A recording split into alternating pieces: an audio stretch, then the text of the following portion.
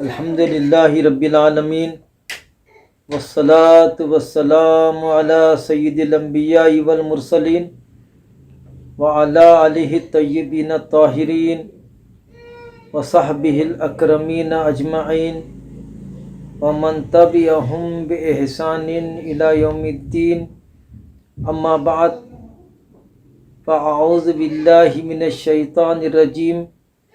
بسم اللہ الرحمن الرحیم. ربی زدنی علما. صدق اللہ العلی العظیم وصدق رسولہ النبی الامی الکریم ونحن علی ذلک لمن الشاہدین والشاکرین والحمد للہ رب العالمین. قال اللہ عز وجل فی شأن حبیبہ تعظیما و تکریما ان اللہ و ملائکتہ یصلون علی النبی یا ایھا الذین آمنوا صلوا علیہ وسلموا تسلیما. اللہم صلی علی سیدنا محمد وعلی آلہ وصحبہ افضل صلواتک وعدد معلوماتک وبارک وسلم. وعن ابی ہریرۃ قال قال رسول اللہ صلی اللہ علیہ وسلم الناس معادن کمعادن الذہب والفضہ خیارہم فی الجاہلیۃ خیارہم فی الاسلام اذا فقہوا. رواہ مسلم. معزز ناظرین کرام، آج کے درس کی پہلی حدیث شریف کے راوی ہیں حضرت ابو ہریرہ رضی اللہ تعالیٰ عنہ. روایت کرتے ہیں، فرمایا رسول اللہ صلی اللہ علیہ وسلم نے کہ الناس معادن، کہ لوگ کانوں کے مانند ہے، لوگ مائنس کے مانند ہے. مطلب gold mine, silver mine, iron mine, coal mine. معادن کی جمع معادن ہے، جس کو ہم اردو میں کان کہتے ہیں. کانے، یہ کان نہیں، وہ کان جس میں سے سونا نکلتا ہے، زمین کا وہ حصہ جس میں سونا یا چاندی یا دھات ہے اس کو معادن کہتے ہیں.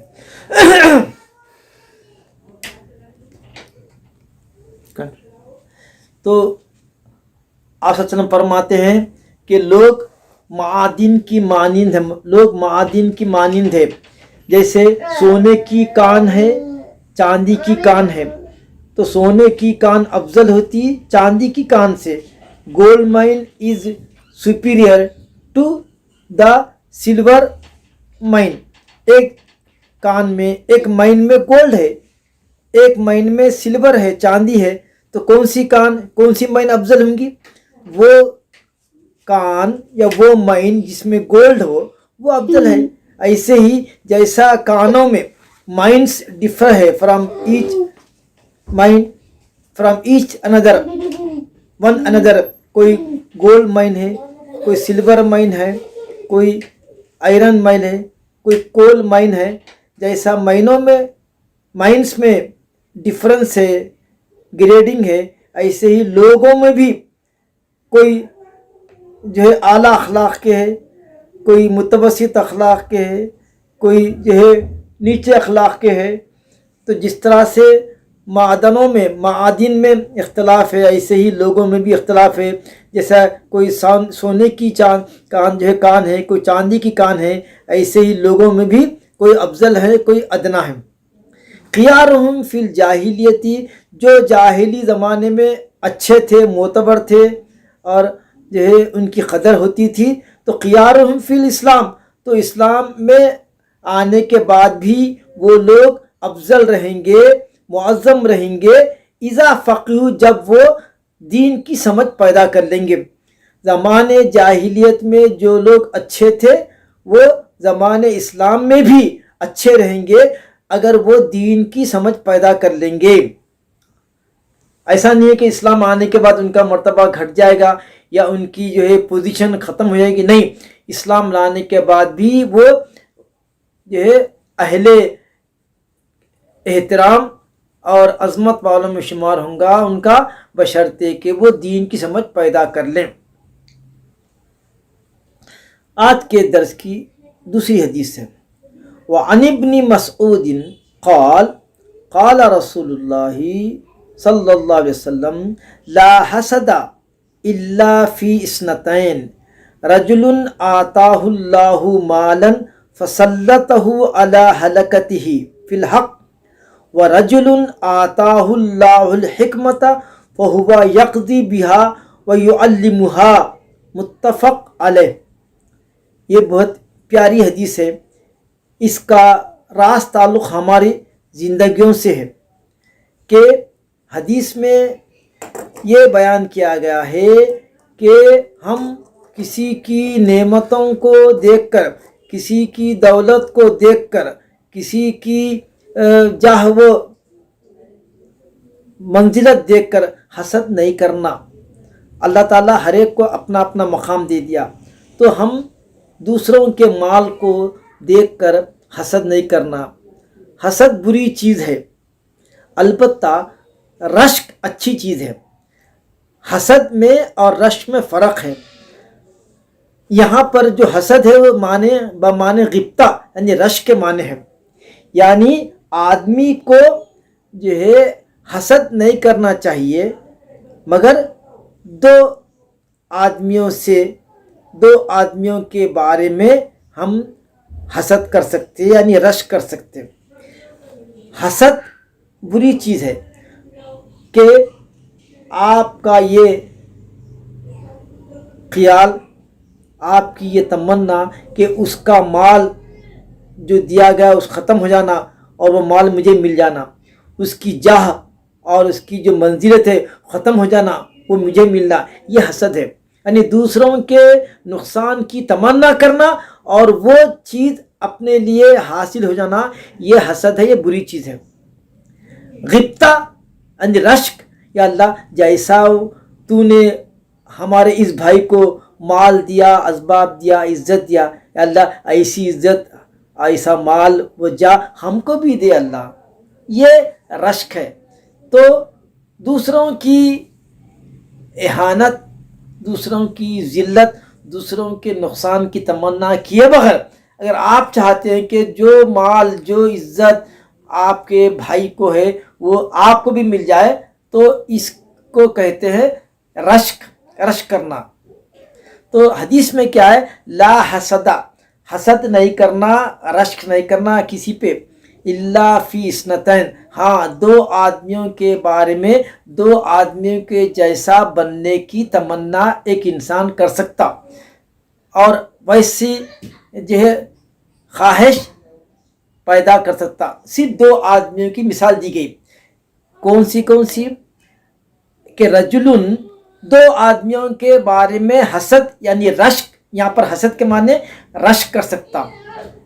رجلن آتاہ اللہ، کہ اللہ نے ایک آدمی کو عطا کیا، مالن، خوب دولت عطا کی، اللہ نے ایک آدمی کو دولت عطا کی، تو وہ آدمی کیا کرا؟ فسلطہ، تو وہ آدمی اس دولت کو کیا کرا؟ فسلطہ علی ہلکتہ فی الحق، تو وہ آدمی اس دولت کو اللہ کے راستے میں، حق کے راستے میں خرچ کر رہا ہے۔ دولت دیا مگر اس کو دل بھی دیا، اور وہ دولت کو وہ حق کے راستے میں، جہاد کے راستے میں، فقراء، مساکین، رشتہ داروں کو، سب کو وہ اس پر خرچ کر رہا ہے۔ ایسے آدمی کو دیکھ کر رشک کر سکتے اور خود بھی ایسا بننے کی تمنا کر سکتے۔ تو ایک آدمی تو یہ ہوا کہ جس کو اللہ نے مال دیا اور وہ مال اللہ کے راستے میں خرچ کر رہا ہے، تو ایسا بننے کی تمنا کرنا جائز ہے۔ ورجل، اور ایک ایسا آدمی، آتاہ اللہ الحکمت، کہ جس کو اللہ نے عقل دی، فہم دی، علم دیا، فہو یقضی بہا، اور وہ ایک عقل سے، وہ علم سے لوگوں کے درمیان فیصلہ کرتا ہے، ویعلمها، اور اس کی تعلیم دیتا ہے، دوسروں کو سمجھاتا بھی ہے، تو ایسا شخص بھی قابل رشک ہے، اس جیسا بننے کی تمنا کرنا ہے۔ اللہ مجھے بھی اگر حکمت کی اور علم کی دولت اگر نصیب ہو تو میں بھی ایسا کرتا ہوں، میں بھی جو ہے حق کی تعلیم دوں گا، میں بھی اس کی اشاعت کروں گا۔ تو ایسے آدمی کی جو صفت ہے، وہ صفت کے پیدا کرنے کے بھی خواہش کرنا یہ بھی جائز ہے۔ تو معلوم ہوا کہ صرف 2 آدمی کے جیسا بننے کی آپ تمنا کر سکتے۔ ایک تو وہ آدمی جس کو اللہ نے مال دیا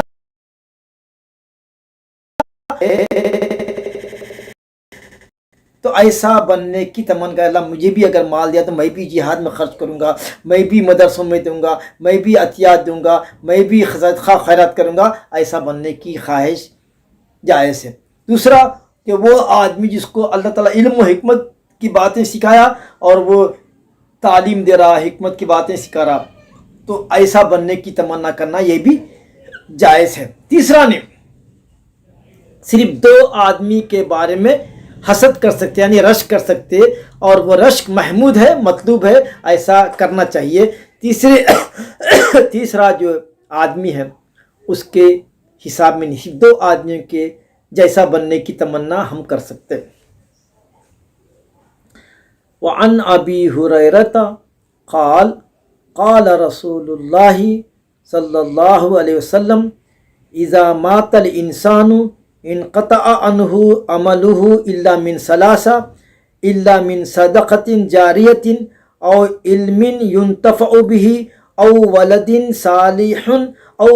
صالح يدعو له، رواہ مسلم۔ یہ حدیث سے صدقے جاریہ، ثواب جاریہ، مرنے کے بعد اعمال صالحہ کا اجر پہنچنا ثابت ہے۔ یہ حدیث اس بات کا ثبوت ہے کہ میت کو بھی زندوں کے اعمال کا فائدہ ہوتا ہے۔ دیکھیے یہ قانون ہے، آدمی جب مر جاتا ہے تو اس کے نام اعمال کو بھی بند کر دیا جاتا۔ جب آدمی مر جاتا ہے، یہ دنیا سے جب رخصت ہوتا ہے تو اس کا نام اعمال بند کر دیتے، مگر 3 آدمی ایسے ہیں جن کا نام اعمال مرنے کے بعد بھی بند نہیں ہوتا، بلکہ قیامت تک کے وہ نام اعمال اس کا کھلا ہوا رہتا اور اس کے نام اعمال میں نیکیاں جڑتے رہتے قیامت تک کے جڑتے۔ وہ 3 آدمی کون ہیں جن کا دفتر کھلا ہوا ہے قیامت تک، اور یہ دفتر میں نیکیاں جڑ رہے ہیں۔ یہ 3 کے علاوہ چوتھے کا دفتر نہیں کھلتا، صرف 3 آدمی کا دفتر کھلا ہوا رہتا، اس میں نیکیاں جڑتے رہتے، اور وہ شخص خبر میں گناہگار بھی گیا ہوں گا تو یہ دفتر میں نیکیاں جڑنے کی وجہ سے جب وہ قیامت کے دن خبر سے نکلیں گا تو بخشا نکلیں گا۔ حدیث میں میری امت کے بعد لوگ قبروں میں گناہگار داخل ہوں گے، جب نکلیں گے تو بخشائے نکلیں گے، خوشی نکلیں گے۔ کیوں کہ وہ یا تو صدقے جاریہ کرے تھے ہوں گے، یا کوئی علم دیے تھے ہوں گے، یا پھر جو ہے ان کی اولاد ان کے حق میں دعا کر رہی تھی ہوں گی۔ تو ناظرین کرام، آئیے وہ 3 آدمی کی تفصیل میں پھر بتا رہا ہوں۔ وہ 3 خوش نصیب کون ہے جن کا دفتر عمل قیامت تک کے کھلا ہوا ہے، اور یہ دفتر عمل میں وہ نیکیاں اس کے شامل ہو رہے ہیں اگرچہ کہ وہ مر گیا۔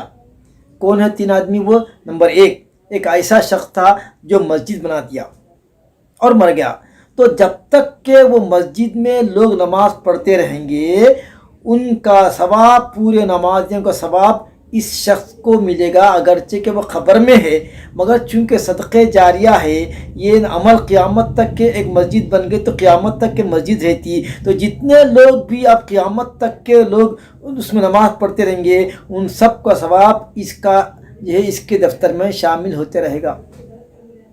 مدرسہ بنا دیے، کہیں جھاڑ لگا دیے، کہیں کنواں لگا دیے، وہ کنویں سے جب تک کہ لوگ پانی لیتے رہیں گے، پانی پیتے رہیں گے، وہ کنویں سے استفادہ کرتے رہیں گے، اس کے نام اعمال میں نیکیاں جڑتے رہیں گے۔ کہیں جھاڑ لگا دیا تھا، جب تک کہ وہ جھاڑ سایہ دے گا، یا وہ جھاڑ کے یہ پھل اور پھول سے لوگ استفادہ کریں گے، وہ سب کا ثواب اس کے اکاؤنٹ میں بھی جاری رہے گا، اس کے نام اعمال میں لکھا جائے گا۔ تو پہلا کیا، صدقے جاریہ کرنے والے کا ثواب ختم نہیں ہوتا، بلکہ صدقے جاریہ ایسا جب مسجد بنانا، مدرسہ بنانا، جھاڑ لگانا، کنواں لگانا، یہ سب صدقے جاریہ ہے. کئی صحرا بنا دیے، خانقاہ بنا دیے، رہنے کے لیے گھر بنا دیے. یہ سب کاموں کا اجر اور ثواب مردے کے نامہ اعمال میں قیامت تک کے جڑتے رہتا. ایک کیٹیگری. ایک نمبر 2 کون ہے وہ کہ ایسا شخص جو علم دیا تھا، کسی کو قرآن مجید پڑھا دیا، کسی کو فقہ سکھا دیا، کسی کو عربی سکھا دیا. اب وہ جتنا کو سکھائیں گا، جتنا کو سکھا انہیں ان کو سکھایا، انہیں ان کو سکھایا، انہیں ان کو سکھایا.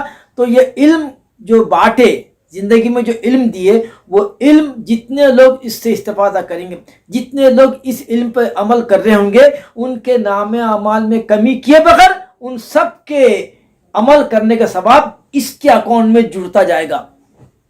یعنی ایسا عالم جو علم دیا تھا، لوگوں کو نماز سکھا دیا، لوگوں کو دین سکھا دیا، زکوٰۃ سکھا دیا، حج کے اعمال سکھا دیا، کہ طہارت کے آداب سکھا دیا، جو بھی سکھا دیا، اور لوگ اس پہ عمل کرنا شروع کر دیے. انہیں اس کو سکھایا، انہیں اس کو سکھایا. تو جتنے لوگ عمل کریں گے ان سب کے نام اعمال، ان کا بھی اجر ملے گا، ان کو بھی اس کا اجر ملے گا، اور ان سب کا ٹوٹل اجر اس کے اکاؤنٹ میں بھی داخل ہوگا. یہ نمبر 2 ہے. ایک تو صدقے جاریہ کرنے والا، دوسرا نفع مند، ایسا علم جس سے لوگ استفادہ کر رہے ہیں، وہ بھی ثواب اس کے اکاؤنٹ میں جڑتا رہے گا. اور تیسرا کون ہے؟ ایسا جو ہے باپ جو اپنے اولاد کو حافظ قرآن بنا دیا تھا یا عالم دین بنا دیا تھا. اب وہ اولاد عالم دین ہونے کی وجہ سے ہر نماز میں دعا کر رہا اپنے ماں باپ کے لیے، رب ارحمہما کما ربیانی صغیرا، اے اللہ میرے ماں باپ پر ایسا رحم کر جیسا کہ انہوں نے میرے بچپن میں رحم کیا، شفقت سے مجھے پالا. اے اللہ وہی معاملہ تو میرے ماں باپ کے ساتھ کر.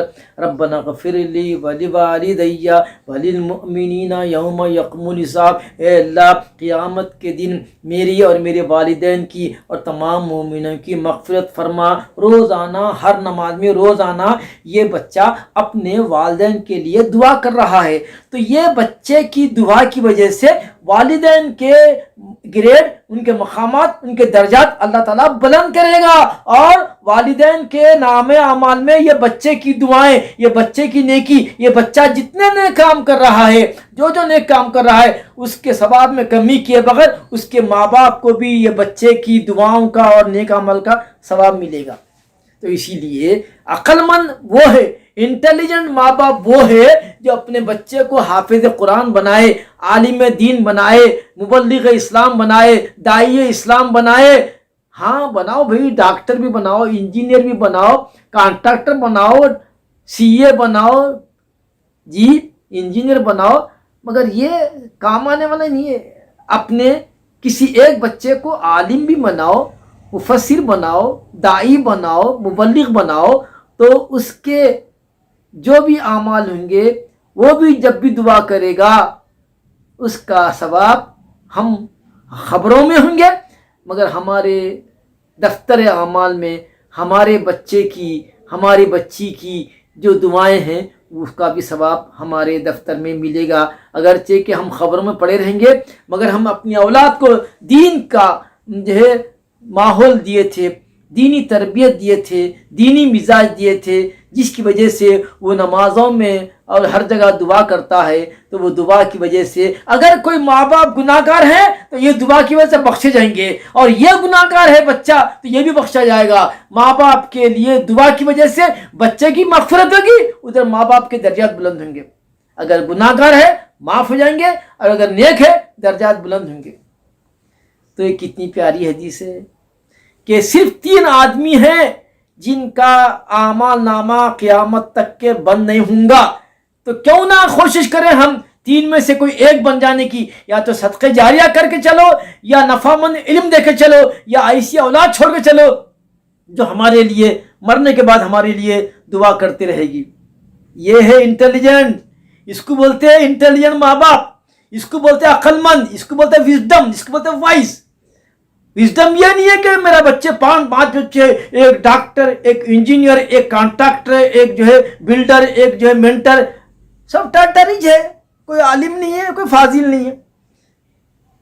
بچوں کو دین نے سکھایا ہے، حرام حلال کی تمیز نے سکھایا ہے.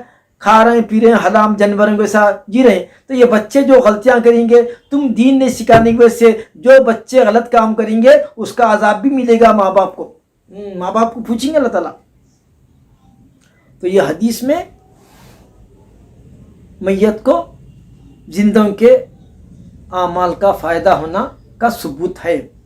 اب جو لوگ انکار کرتے ہیں مر گئے خبر میں کوئی فائدہ نہیں ہوتا، زندوں کا عمل کا فائدہ ہوتا ہی نہیں، یہ حدیث ان کے لیے پیش ہے بطور ثبوت کہ مرنے کے بعد بھی میت کو 3 چیزوں سے فائدہ ملتا ہے، یا صدقہ جاریہ کی وجہ سے، یا نفع مند علم کی وجہ سے، یا نیک اولاد کی وجہ سے اس کو فائدہ ملتا. اس کی روایت مسلم نے کی ہے. آگے کی حدیث ہے وعنہ، یعنی حضرت ابو ہریرہ کی روایت کردہ ایک اور حدیث ہے.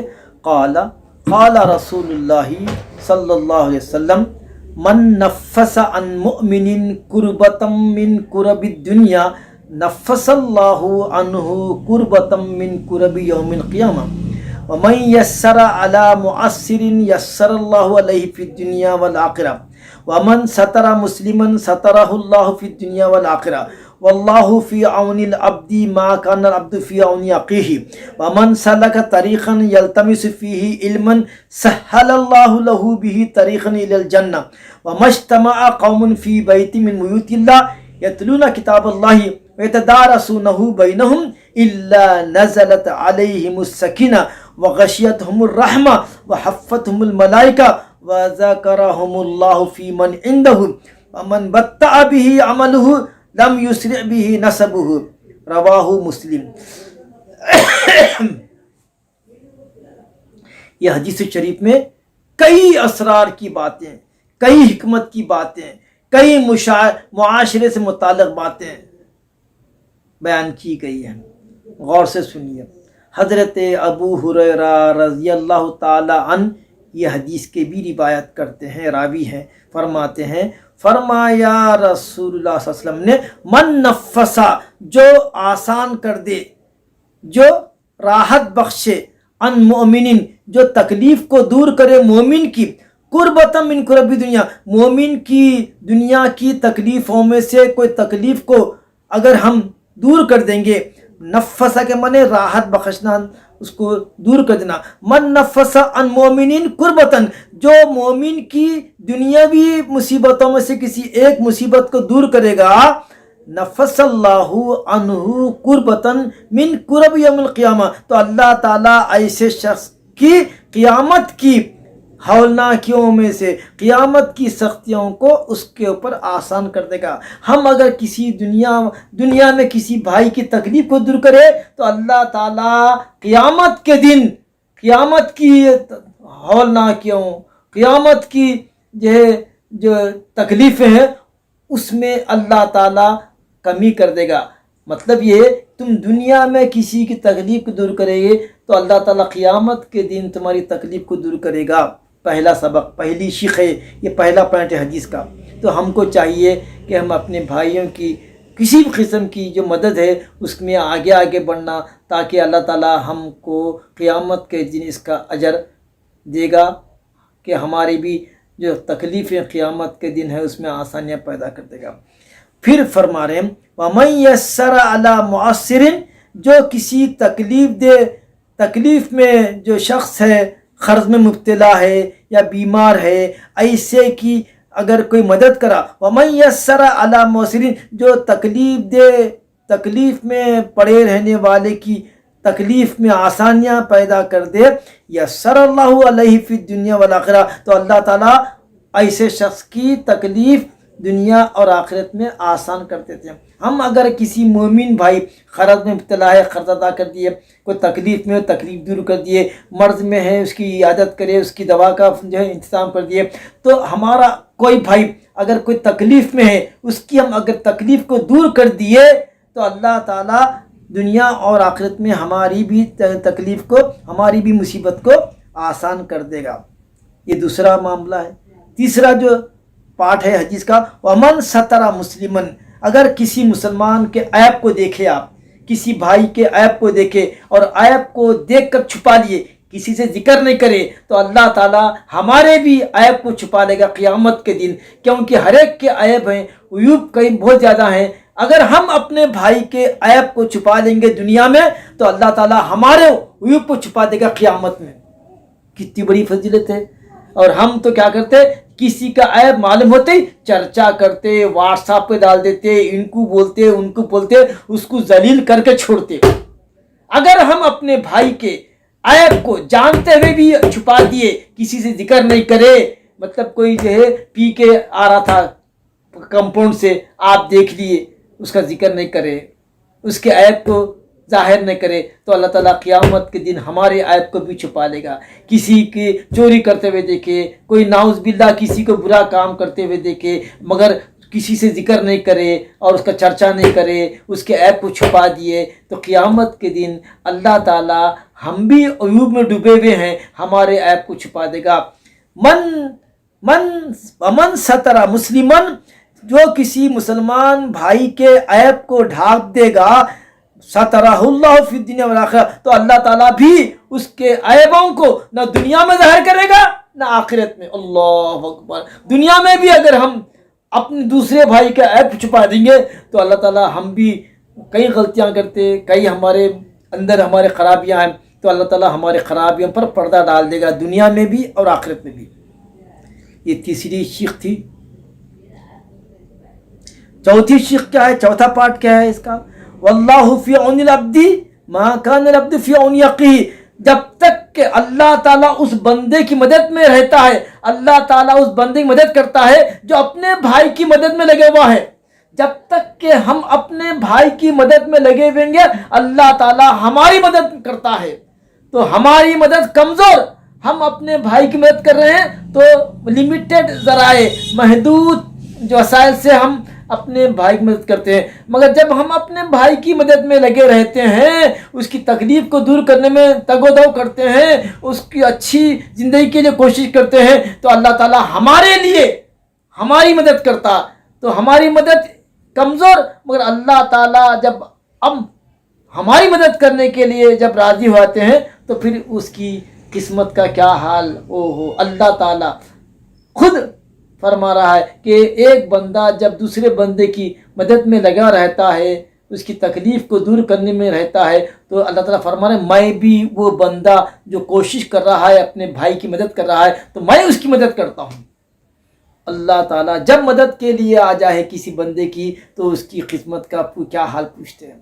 तो इसीलिए हम हमेशा कोशिश करना कि अपने भाइयों की कैसी भी मशवरा भी क्यों ना हो, तकलीफ़ हटाना हो, या माल से या अपने इल्म से या अपने जो शख्सी जो असर से, अगर हम किसी की मदद करते हैं तो अल्लाह ताला हमारी मदद करता है। पाँचवीं शिक है, पाँचवा पार्ट, वमन सलक तरीक़न यल्तमिस फीही इल्मन, जो बंदा इल्म हासिल करने के लिए घर से निकलता है, सहलल्लाहु लहू बिही तरीक़न इलल जन्नह, जो आदमी वमन सलक तरीक़न, जो रास्ता चलता है, यल्तमिस फीही इल्मन, इल्म की तलाश में जो रास्ता तय करता है, तो अल्लाह ताला उसके लिए जन्नत का रास्ता आसान कर देते। जो शख्स इल्म दीन हासिल करने के लिए रास्ते तय करता है, मशक्क़त जो उठाता है, दूर दूर जाके जो इल्म सीखता है। एक सहाबी थे, हज़रत अबू दरदा, शाम में रहते थे। वो सहाबी आए हज़रत अबू दरदा के पास और अर्ज़ किए, मैं मदीना शरीफ से सिर्फ़ इस गर्ज से शाम को आया हूँ, आपसे मिलने आया हूँ कि आपके पास एक हदीस है, आप उसकी बात करते हैं, महज वो हदीस को सुनने के लिए मैं मदीना शरीफ से शाम को आया हूँ। ये सहाबा का इल्म था। हज़रत मूसा सलाम हज़रत खिज़र के पास इल्म सीखने के लिए मीलों सफ़र तय करके उनके पास आके बोले, मैं आपके पास इसीलिए आया हूँ ताकि आपसे मैं इल्म सीखूँ। तो मालूम हुआ कि इल्म के रास्ते में जो सफ़र करते हैं तो अल्लाह ताला उसके लिए ये फजीलत रखे हैं, जन्नत का रास्ता उसके लिए करीब कर देते हैं। ये फिर नेक्स्ट पार्ट है उसका हदीस का, कई इसमें शिक हैं, कई पार्ट हैं। नेक्स्ट पार्ट हदीस का यह पाँचवा छठा पार्ट है, वमा इज्तमा कौमुन फी बैतिन मिन बुयूतिल्लाह, के अगर कोई कौम اللہ کے گھروں میں سے کوئی گھر میں یعنی مسجد میں مدرسے میں بیٹھ کے یتلون کتاب اللہ، مساجد میں یا گھروں میں بیٹھ کے کتاب اللہ کی تلاوت کرتے ہیں، وَيَتَدَارَسُونَهُ بَيْنَهُمْ، اور ایک دوسرے کو قرآن جو ہے سمجھاتے ہیں، سمجھتے ہیں، ایسے مساجد میں، ایسی جگہوں میں جہاں لوگ قرآن کی تلاوت کرتے ہیں اور قرآن کو سمجھنے کی کوشش کرتے ہیں، تو ایسے مقامات پر کیا ہوتا ہے؟ نزلت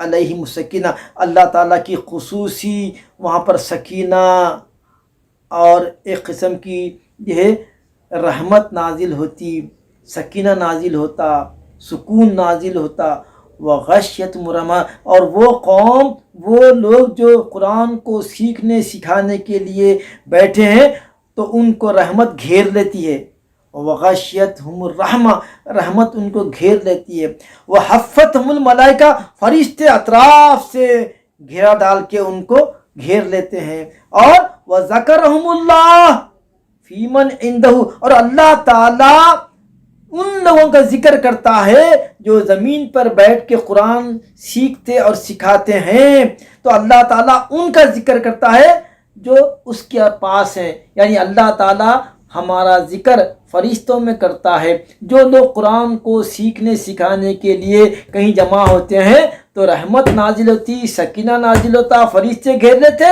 اور اللہ تعالیٰ ان کا ذکر ان کے سامنے کرتا ہے جو اس کے قریب اور مقربین فرشتے ہیں۔ کیا فضیلت ہے! ومن بطأ بعملہ، جو عمل میں پیچھے ہیں، جو عمل میں پیچھے ہیں، جو عمل میں سستی کرتا ہے، لم یسرع بہ نسبہ، تو اس کو اس کا نسب آگے نہیں بڑھاتا۔ اگر کوئی عمل میں کوتاہی کرتا ہے تو اس کا نسب اس کو آگے نہیں بڑھاتا۔ مطلب یہ صرف یہ بولنا کہ ہم فلاں خاندان کے ہیں، ہم فلاں جو ہے بزرگ کے خاندان کے ہیں، تو دیکھو حضرت نوح علیہ السلام پیغمبر ہیں مگر ان کی بیوی پر عذاب نازل ہوا، حضرت لوط علیہ السلام پیغمبر ہیں مگر ان کی بیوی پر عذاب نازل ہوا، باوجود پیغمبر کی بیوی ہونے کے عذاب سے نہیں بچے۔ جب عذاب آیا تو معلوم ہوا کہ جو عمل میں کمزور ہے، جو عمل میں کوتا ہے، تو ان کو نسب فائدہ نہیں دیتا۔ تو معلوم یہ ہوا کہ نسبی شرافت تو اپنی جگہ مسلم ہے، مگر نسبی شرافت رکھنے والے اعمال بھی ویسے ہی کرنا، تاکہ نسب اور حسب اور اعمال دونوں ساتھ ساتھ چل سکیں۔ اور وعنہ، اور حضرت ابو ہریرہ رضی اللہ تعالیٰ عنہ سے ایک اور حدیث مروی ہے۔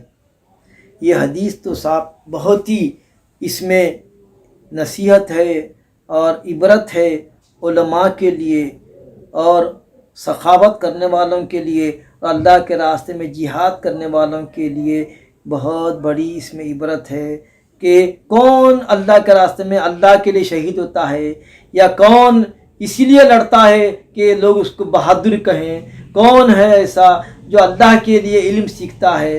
مگر بہت سارے ایسے ہیں جو محض اپنے آپ کو عالم کہلانے کے لیے، اپنے آپ کو حافظ کہلانے کے لیے یا دنیا کمانے کے لیے علم حاصل کرتے ہیں۔ کئی لوگ ایسے ہیں جو سخاوت تو کرتے مگر اللہ کو راضی کرنے کے لیے نہیں، اللہ کے لیے نہیں، بلکہ اپنے آپ کو سخی پہچان مانا، لوگ ان کو سخی کرنا، لوگ ان کی عزت کرنا، لوگ ان کو ہاتھ پیر چومنا، اسی لیے لوگوں کو یہ دان پن کرتے ہیں۔ تو معلوم یہ ہوا کہ سخاوت کرنے سے، اللہ کے راستے میں شہادت پانے سے اور قرآن کی تعلیم سے بخشش نہیں ہوتی، بلکہ بخشش اس کی ہوتی، اللہ ان سے راضی ہوتا کہ یہی کام اگر اللہ کی رضا کے لیے کرتے ہیں تو مقبول ہے، ورنہ مطرود مسترد ہے۔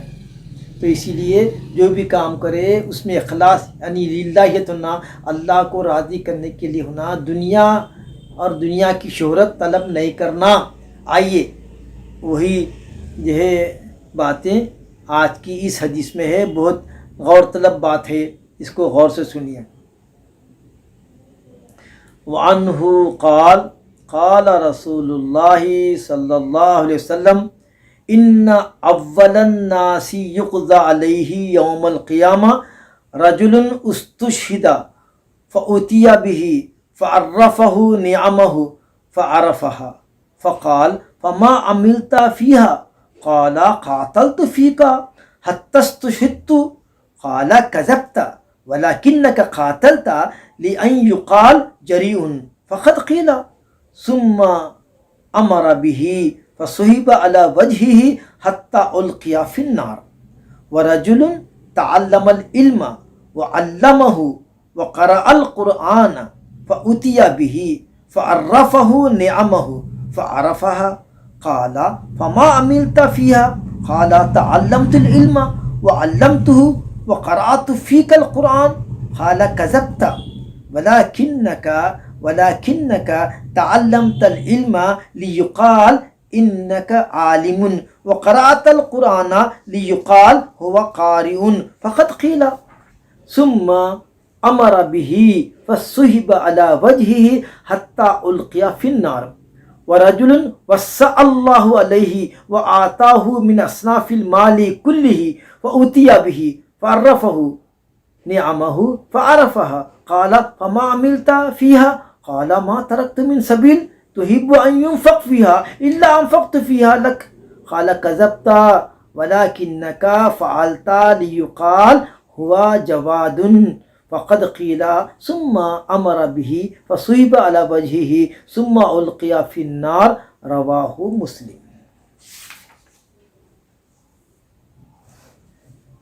حضرت ابو ہریرہ رضی اللہ تعالی عنہ اس حدیث کی روایت کرتے ہیں اور فرماتے ہیں کہ فرمایا رسول اللہ صلی اللہ علیہ وسلم نے کہ سب سے پہلے جس کا حساب کتاب ہوگا قیامت کے دن رجل ایک ایسا آدمی ہے استشہدہ جو اللہ کے راستے میں جہاد کرتے ہوئے شہید ہو گیا، فأتیا بہ اس کو لایا جائے گا، فعرفہ نعمہ اللہ تعالیٰ اس کو اپنی نعمتیں یاد دلائیں گے، فعرفہا وہ نعمتوں کا اقرار کرے گا، بولے واقعی یہ نعمتیں مجھے ملی تھی، ہاں ملی، صحت ملی تھی، جوانی ملی تھی، طاقت ملی تھی۔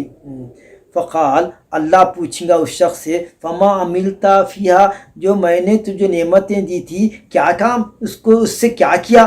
قالا تو وہ کہے گا وہ مجاہد قاتلت فیکا میں تیرے راستے میں لڑا میں، حتی استشہدت یہاں تک کہ میں شہید ہو گیا، میں جام شہادت پی لیا۔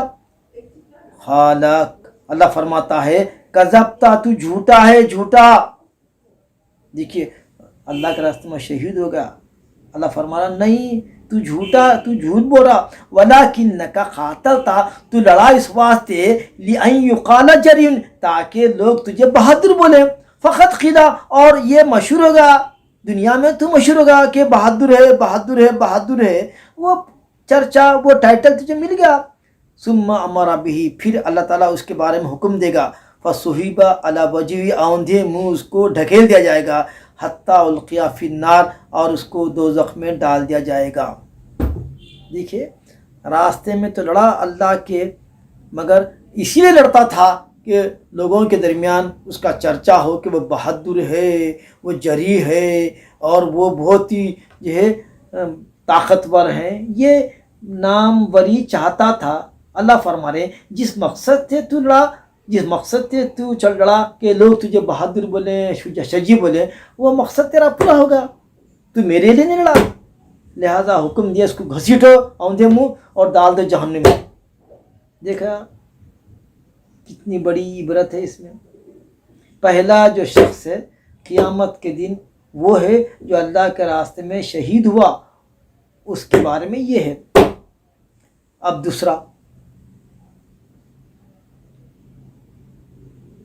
وَرَجُلٌ تَعَلَّمَ الْعِلْمَ ایک ایسا آدمی لایا جائے گا جو علم سیکھا، وَعَلَّمَهُ اور دوسروں کو بھی علم سکھایا، وَقَرَأَ الْقُرْآنَ اور قرآن پڑھا بھی، قرآن بھی پڑھتا تھا، علم سیکھا بھی سکھایا بھی، فَأُتِيَ بِهِ اس کو لایا جائے گا، فَعَرَّفَهُ نِعَمَهُ اللہ تعالیٰ اس کو اپنی نعمتیں جو ہے بیان فرمائیں گے، فَعَرَفَهَا اقرار کرے گا واقعی یہ نعمتیں مجھے ملی تھی، علم ملا تھا، میں عالم بنا، حافظ بنا، یہ بنا، ٹھیک اعتراف کر لے گا۔ قال فما عملتا تو علم حاصل کیا تو پھر کیا کیا بھائی تو یہ علم سے کیا کیا؟ قال تعلمت العلم وہ شخص کہے گا میں علم سیکھا، وعلمتہ اور اس کو میں سکھایا، وقرأت فیک القرآن اور تیرے لیے میں قرآن پڑھتا تھا، رات دن قرآن پڑھتا تھا۔ قال اللہ فرما کذبتا کذبتا تو جھوٹ بول رہا، تو جھوٹ بول رہا۔ ولیکنک تو تعلمت علم، اسی لیے علم حاصل کیا، لیقال انک عالم، تاکہ لوگ تجھے عالم بولیں، لوگ تیرے ہاتھوں پاؤں چومیں، لوگ تیری عزت کریں، اور عالم کے نام سے مشہور ہونے کی نیت سے تو علم حاصل کرا۔ وہ قرأت القرآن، اور قرآن تو اس واسطے پڑھتا تھا، لیقال ہوا قاری، تاکہ لوگ بولیں کیا قرآن پڑھتا بھائی، کیا اس کی قرأت ہے، یہی چاہتا تھا کہ لوگ تیری تعریف کریں، کیا قرآن پڑھتا، کیا مخارج ہے، کیا اس کی آواز ہے، تو تیرا مقصد تو پورا ہوگا، لوگ تیری تعریف کرنے لگے، لوگ تجھے قاری بولے، فقط قیلا، وہ تو چاہتا تھا وہ ہوگا۔ ثم امر به، اب اللہ تعالیٰ اس کے بارے میں فیصلہ فرمائیں گے، فصحب علی وجہہ، اوندھے میں اس کو ڈال دیا جائے گا، حتی القیا فی النار، اور پھر اس کو اوندھے منہ دوزخ میں ڈھکیل دیں گے۔ تیسرا آدمی، رجل، ایک ایسا آدمی لایا جائے گا، وسع اللہ علیہ، کہ اللہ تعالیٰ اس کو خوب رزق دیا تھا، وآتاہ من اصناف المال کلہ، اور ہر قسم کا مال، ٹریکٹر اس کے پاس، بنگلے اس کے پاس، کاراں اس کے پاس، سونا اس کے پاس، چاندی اس کے پاس، ہر قسم کا مال دیا، فأوتیا بہ، اس کو لایا جائے گا، فعرفہ نعمہ، اللہ تعالیٰ اس کو اپنی نعمتیں بیان کریں گے کہ میں یہ نعمت دیا، مال دیا، زر دیا، سونا دیا، چاندی دیا، گھوڑے دیا، بنگلے دیا، فعرفہ ہو دیا، واقعی آپ دیے، قال فما عملتا، پھر کیا کرا بھائی تو، پھر کیا کرا وہ مال سے، وہ مال میں کہاں تو اس کا حق ادا کرا، قالا، تو وہ کہے گا ما ترکت من سبیل، میں کوئی راستہ نہیں چھوڑا، تحب، جس میں تو چاہتا تھا کہ خرچ کرے، میں ہر وہ راستہ جس میں تجھے خرچ کرنا پسند تھا، میں تمام راستوں میں خرچ کیا، میں ماں باپ کو دیا، رشتہ دار کو دیا، جہاد میں لگایا، مدرسے بنایا، سب بنا، ایسا وہ تحب ان ينفق فی، جو راستوں میں، جن راستوں میں تجھے مال کرنا پسند ہے، ان تمام راستوں میں مال خرچ کیا۔ اچھا، اللہ فرمایا خالا کذبتا، تو جھوٹا ہے رے، جھوٹا ہے، ولکنک فعلتا، تو اس واسطے مال خرچ کرا، لیقال ہوا جواد، کہ وہ بڑا سخی آدمی ہے بھائی، وہ بڑا سخی ہے، لوگ تیری عزت کرنا، لوگ تجھے سخی بولنا، یہ تیرا منشا تھا، تو وہ تو فقط قیلا، وہ تو دنیا میں لوگ تجھے بولے جواد ہے، سخی ہے، داتا ہے، سب بولے۔ ثم امر به، پھر اللہ تعالیٰ اس کو اس کے بارے میں حکم دیں گے، فصحب علی وجہہ، اوندھے میں اس کو ڈال دیں گے، ثم القیا فی النار، پھر اس کو دوزخ میں اوندھے منہ ڈھکل دیا جائے گا۔ دیکھیں آپ، ایک شہید آیا، ایک عالم آیا، ایک سخی، تینوں کو اللہ تعالیٰ دوزخ میں ڈھکیلنے کا حکم دیے، کیونکہ ان کا مقصد اللہ کی رضا نہیں، بلکہ دنیاوی خواہشات، دنیاوی عزت، دنیاوی منزلت یہ طلب کرتے تھے، تو دنیا میں اللہ فرمایا تم جو نیت سے عمل کرے وہ دنیا میں مل گیا، لہذا اب تمہارا آخرت میں کوئی حصہ نہیں ہے۔ تو معلوم یہ ہوا کہ ہم جو بھی عمل کریں اللہ کی رضا کے لیے کریں، تو اس کو کہتے ہیں عمل میں اخلاص۔ اخلاص کا مطلب صرف اور صرف اللہ کی رضا کے لیے کرنا، اس کو کہتے ہیں اخلاص کا عمل۔ اگر اس میں شرکت ہو جائے دنیاوی عزت کی، دنیاوی شہرت کی، دنیاوی جو ہے منزلت کی، تو پھر وہ عمل ضائع ہوتا ہے۔ حدیث میں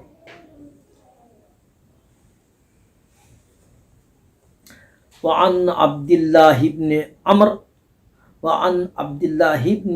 عمر قال قال رسول اللہ صلی اللہ علیہ وسلم ان اللہ لا يقبض العلم انتزاعا ينتزعه من العباد ولكن يقبض العلم بقبض العلماء حتى اذا لم يبقى عالم اتخذ الناس رؤوسا جهالا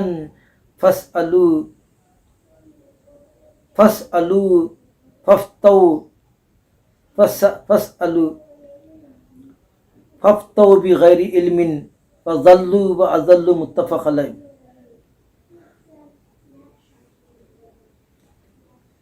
پھر میں پڑھتا ہوں حدیث کو، اس میں اعراب کا ذرا وہ ہے۔ وعن عبد اللہ بن عمر قال قال رسول اللہ صلی اللہ علیہ وسلم ان اللہ لا یقبض العلم انتزاعا ينتزعه من العباد ولكن يقبض العلم بقبض العلماء حتى اذا لم يبقى عالم اتخذ الناس رؤوسا جهالا فسألوا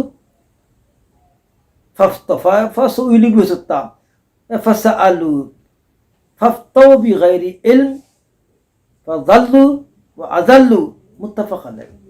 حضرت عبداللہ بن عمر راوی ہیں، فرمایا رسول صلی اللہ علیہ وسلم نے کہ اللہ تعالیٰ نہیں اٹھائے گا علم کو بندوں سے نہیں چھینے گا، علم بندوں کے سینے سے نہیں نکالا جائے گا، بلکہ یقبض العلم بقبض العلم، لیکن علم کو اٹھا لیا جائے گا علماء کی صورت میں۔ علم سینوں سے نہیں نکلے گا بلکہ علماء ختم ہو جائیں گے، علم والے ختم ہو جائیں گے، ہاں یہاں تک کہ کوئی عالم باقی نہیں رہیں گا۔ تو لوگ کیا کریں گے؟ لوگ جاہلوں سے اپنے فتوے دریافت کریں گے، اور وہ جاہل لوگ فتوے دیں گے بغیر علم کے، فضلوا، خود بھی گمراہ ہوں گے، دوسروں کو بھی گمراہ کریں گے۔ یعنی زمانہ ایسا بھی آئے گا کہ علماء باقی نہیں رہیں گے، تو لوگ جو ہے جہلا کو اپنا ماوا اور ملجا سمجھیں گے، وہ جہلا سے اپنے مسائل اور فتوے دریافت کریں گے۔ یہ جہلا ببانگ دہل، بغیر کسی ڈر و خوف کے، جہالت کی بنیاد پر، بغیر جو ہے علم کے فتوے دیں گے تو خود بھی گمراہ ہو جائیں گے اور سامنے والوں کی بھی گمراہ کریں گے۔ تو معلوم یہ ہوا کہ ہم علماء کے جو پاس بیٹھیں، علماء سے اپنے مسائل کو رجوع کریں، جاہلوں سے دور رہیں۔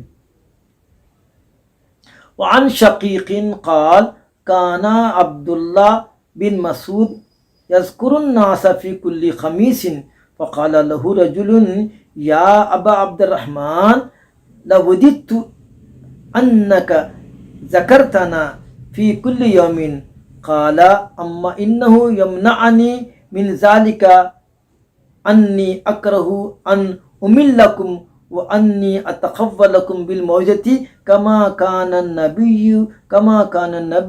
صلی اللہ علیہ وسلم یتقولنا بها مخافۃ السامۃ علینا، متفق علیہ۔ حضرت شقیق اس کے راوی ہیں۔ کانا عبداللہ بن مسعود فرماتے ہیں کہ حضرت عبداللہ بن مسعود رضی اللہ تعالیٰ عنہ لوگوں کو واعظ کرتے تھے، فی کل خمیسین، ہر جمعرات کے روز جو ہے لوگوں کو واعظ نصیحت کرتے تھے۔ فقال له رجل، تو ان سے ایک آدمی نے کہا، یا ابا عبد الرحمن، اے ابو عبد الرحمن، لوددت، میری تو خواہش ہے کہ آپ ہر دن ہمارے کو واعظ کریں، ہماری خواہش ہے کہ جیسا آپ جمعرات کو کرتے ہیں ہر دن کیوں واعظ نہیں کرتے؟ تو قالا، تو آپ نے فرمایا، یعنی حضرت عبداللہ بن مسعود نے فرمایا کہ جو چیز مجھے روکتی ہے کہ مجھے پسند نہیں ہے کہ میں تم کو بیزار کر دوں، انی اکرہ ان املکم، مجھے یہ چیز کراہت معلوم ہوتی ہے کہ میں تم کو روز روز واعظ کر کے تھکا دوں، بلکہ میں تو تمہارا لحاظ کر کے واعظ و نصیحت میں تمہاری طبیعتوں کا، تمہاری جو ہے مطلب مزاج کا لحاظ کرتے ہوئے میں جو ہے ناغہ کرتا ہوں، بلکہ ہر جمعرات کو دیتا ہوں تاکہ تم جو ہے بار بار کی نصیحتوں سے بور نہ ہو جائیں اور تھک نہ جائیں۔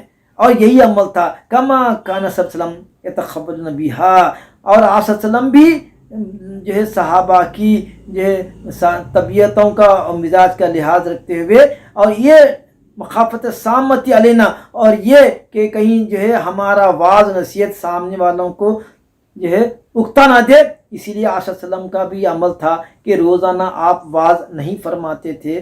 تو حضرت عبداللہ فرماتے ہیں، میں بھی اتباع نبی میں تم کو ہر جمعرات کو واعظ کرتا ہوں، اگر میں روز واعظ و نصیحت کرنے بیٹھوں تو تم تھک جائیں گے، بور ہو جائیں گے، جو مزاج کے خلاف ہے، وہ دین کی باتیں، اللہ رسول کی باتیں جو ہے اکتائی طبیعت میں بور ہو کے سننا، یہ ناقدری ہے۔ تو اسی لیے میں تم کو دین کے معاملے میں تھکانا نہیں چاہتا، اور تمہاری طبیعت میں نشاط ہوتا ہے، جب فرحت ہوتی ہے جب سننے کا ملن ہوتا ہے اسی وقت، تو وہ ہفتے میں ایک مرتبہ مناسب ہے۔ یہ تو معلوم یہ ہوا کہ روز روز کے واعظ کرنے سے لوگ اکتا جاتے ہیں، تو واعظ کو چاہیے کہ روزانہ واعظ نہ کریں بلکہ ہفتے میں ایک مرتبہ اس کا اہتمام کریں، تو لوگ اس کو ذوق و شوق سے سنیں گے، اس پر عمل بھی کریں گے۔ وعن انس قال کان النبی صلی اللہ علیہ وسلم اذا تکلم بکلمۃ اعادها ثلاثا حتى تفهم عنه واذا اتى على قوم فسلم عليهم سلم عليهم ثلاثا رواہ البخاری۔ یہاں پر واعظ کو نصیحت ہے کہ کس طرح سے نصیحت کریں، کیسا خطاب کریں، قوم کے سامنے کس طرح سے گفتگو کریں، وہ ہم کو نمونہ ملتا ہے آپ صلی اللہ علیہ وسلم کے خطاب میں۔ وعن انس، حضرت انس اس کی روایت کرتے ہیں، کان النبی صلی اللہ علیہ وسلم، آپ صلی اللہ علیہ وسلم اذا تکلم، جب گفتگو فرماتے، بکلمتین، جب کوئی آپ ارشاد فرماتے، اعادہا ثلاثاً، تو ہر بات کو خاص طور پر وہ اوامر کی بات ہوتی، دین کی بات ہوتی، تو 3 مرتبہ اس کو دہراتے۔ یعنی جب بھی کوئی گفتگو فرماتے، کوئی ارشاد فرماتے، کوئی نصیحت آپ فرماتے، تو وہ بات کو 3 مرتبہ دہراتے تاکہ سننے والے کو اچھی طرح سمجھ میں آ جائے۔ تو اسی لیے ہر واعظ کو چاہیے کہ اہم بات کو وہ مقرر بیان کرے تاکہ سننے والے کے ذہن میں بات بیٹھ جائیں۔ اور پھر آپ ایک اور طریقہ تھا کہ جب کسی مجلس میں آپ آتے تو 3 مرتبہ سلام کہتے، ایک اجازت کا، پھر بیٹھنے کا، اور پھر ایک رخصت کا۔ 3 سلام کا مطلب یہ، ایک سلام اجازت کا، ایک سلام خطاب کا، ایک سلام رخصت کا، یہ ہو سکتا۔ 3 سلام کا مطلب یہ ہے کہ ایسا نہیں کہتے السلام علیکم السلام وسلم، ایسا نہیں فرماتے، ایک ہی سلام، ایک ہی آتے ہی کسی مجلس میں آپ السلام علیکم السلام علیکم ایسا نہیں فرماتے، بلکہ شارحین نے حدیث لکھے ہیں ایک سلام آنے کا، ایک سلام خطاب کا، ایک سلام رخصتی کا، یہ ہو سکتا کہ آپ صلی اللہ علیہ وسلم جب بھی کسی قوم کے پاس آتے تو 3 سلام فرماتے تھے۔ وہ 3 سلام کی ترتیب یہ ہے، ایک سلام اجازت کا، ایک سلام مخاطبت کا، ایک سلام رخصتی کا۔ تو ہم کو چاہیے کہ اس حدیث کی روشنی میں کہ جب بھی کوئی ہم کسی کو نصیحت کریں تو اہم بات کو مقرر بیان کریں تاکہ سامنے والے کے ذہن میں وہ بات اتر جائے۔ یہاں پر ہم آج کے درس حدیث کو ختم کرتے ہیں، انشاءاللہ آئندہ اس کا سلسلہ جاری رہے گا۔ تو آج ہم کتاب العلم کے کتاب سے یہ کتابیں یہ احادیث ہم بیان کر رہے تھے، انشاءاللہ تعالی آئندہ سلسلہ جاری رہے گا۔ وآخر دعوانا ان الحمد للہ رب العالمین، ربنا تقبل من الفاتحہ الی حضرت النبی صلی اللہ علیہ وسلم۔